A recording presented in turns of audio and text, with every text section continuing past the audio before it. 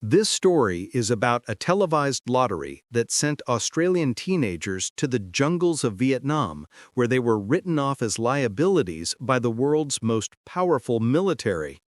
It's a tale of the Nashos, the national servicemen who faced the ultimate test, to prove that a drafted soldier could not only survive, but outperform elite volunteer troops.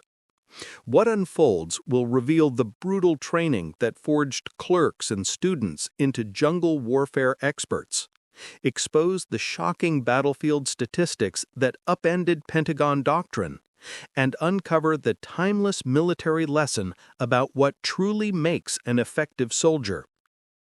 Before we begin this journey together, don't forget to like the video, subscribe to the channel, share this story with someone who understands that preparation often matters more than passion, and tell me in the comments where you're watching from.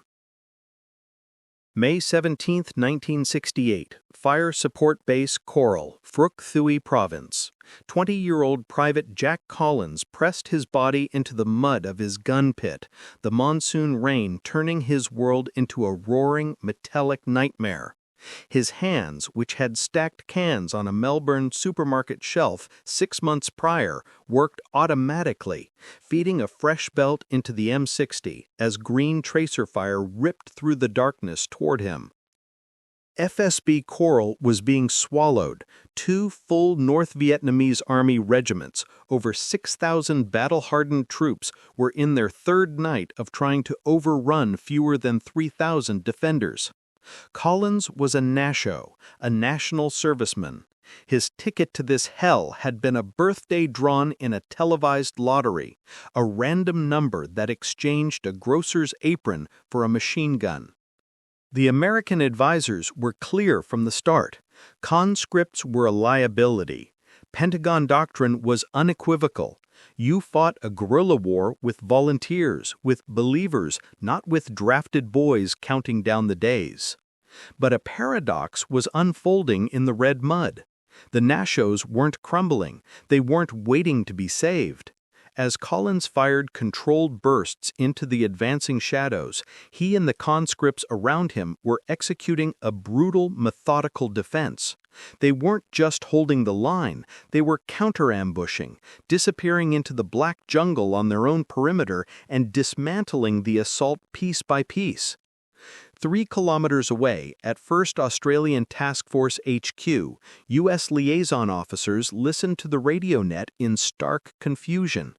The Australians weren't screaming for Spectre gunships or pleading for a tactical retreat. The traffic was calm, precise, and focused on hunting.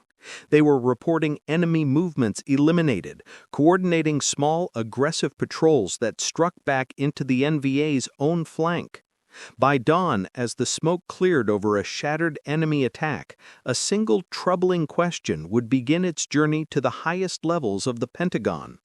How was a force built on drafted teenagers systematically outperforming the world's premier volunteer army? When Australia committed troops to Vietnam in 1965, American planners were politely skeptical. They valued Australians' professional advisors, veterans of the Malayan emergency. But conscripts? The Pentagon doctrine was clear. Volunteers made superior soldiers. Motivation was everything. Drafted men were counting days, not committed to the cause. Australia's birthday ballot, a lottery televised to the nation, seemed a quaint, inefficient way to build an army. U.S. observers assumed any Australian task force would need to be stiffened with regulars and would require close American supervision to prevent the conscripts from becoming a liability. They were wrong. The Australian system had 2 revolutionary pillars that defied American doctrine. First, universal elite training. Unlike American draftees, who often learned jungle warfare on the job in Vietnam, every Australian soldier, conscript or volunteer, underwent the same brutal transformation at the Jungle Training Center in Canungra. For 3 weeks, they were hammered by Malayan veterans into masters of silent movement, small unit patrols, and instinctive contact drills. Crucially, they were taught a different philosophy, not the American search and destroy, but a patient war of harassment. Find, ambush, disappear, make the enemy feel nowhere was safe. A conscript arrived in Vietnam not as a civilian in uniform, but as a fully qualified jungle fighter. Second, complete integration.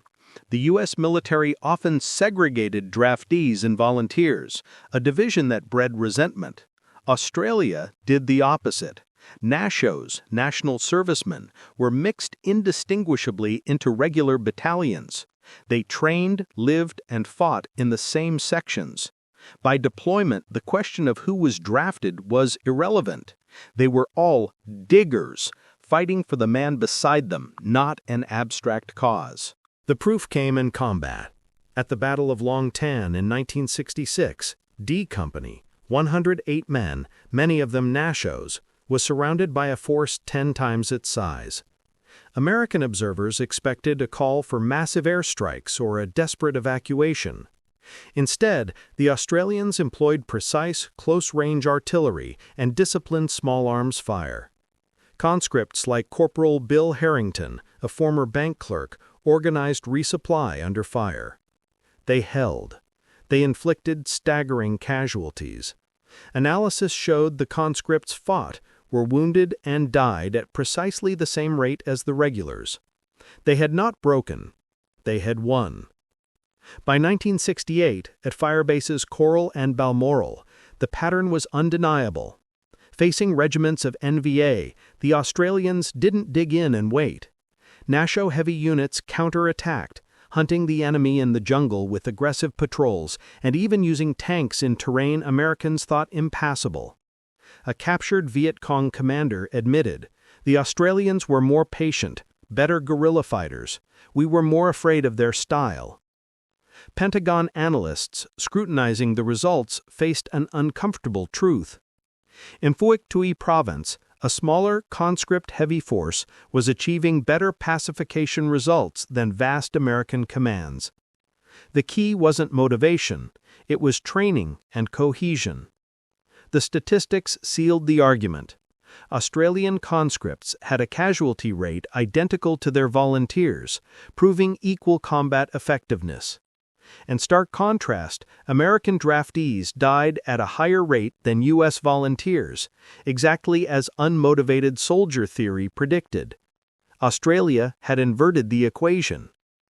The conclusion was a stark lesson for military science. The distinction between a conscript and a volunteer matters far less than the distinction between a well-trained soldier and a poorly trained one. When you train every man to an elite standard and forge them into a single, cohesive unit, the source of his service becomes irrelevant. Australia's Nashos, pulled from universities and shops by a lottery, didn't just match their volunteer allies, they redefined what was possible for a conscript army, leaving a legacy that would challenge Pentagon assumptions for decades. The Australian experience in Vietnam delivered a profound correction to military doctrine. It proved that raw motivation is secondary to meticulous preparation.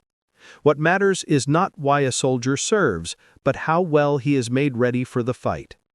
A conscript, forged in the same crucible of training and welded into the same team as a volunteer, can perform indistinguishably from him.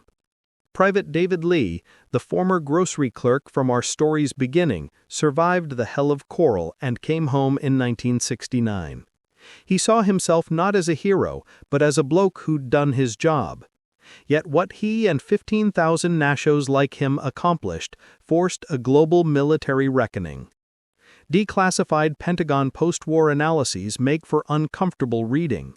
They repeatedly note that Australian conscripts matched or exceeded the performance of American volunteers, attributing this directly to the intensity of their training and their seamless unit integration. This lesson echoed in war colleges worldwide. When European nations later debated ending conscription, planners studied the Australian model. The conclusion was clear. A draft could produce elite soldiers, but only with a massive, costly investment in universal, top-tier training and total integration, a price most found too high, opting for professional armies instead. At home, the national service scheme remains a wound on the national conscience, the source of Australia's most bitter social divide since the First World War. Protesters were jailed, returning soldiers were scorned. Yet the tactical record stands unassailable. It answered a more fundamental question. The issue isn't whether a man was drafted, but whether he was expertly trained, effectively led, and made an equal part of a cohesive whole. Here lies the final, powerful irony. The Pentagon's original assumption was correct. A volunteer is generally superior to a conscript.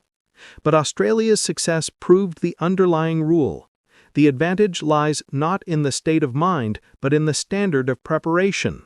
When you train a conscript to a volunteer's elite standard, integrate him fully, and strip away any second-class status, the advantage vanishes.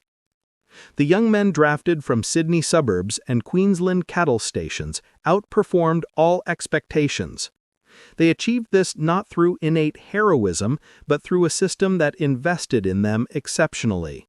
It was training that transformed reluctant civilians into soldiers who earned the wary respect of their enemies. As a North Vietnam commander later conceded, they always knew when they faced Australians. Their movement was different. Their tactics were different. Their tenacity was absolute. Their desire to be there was irrelevant. They were there, and they were formidable.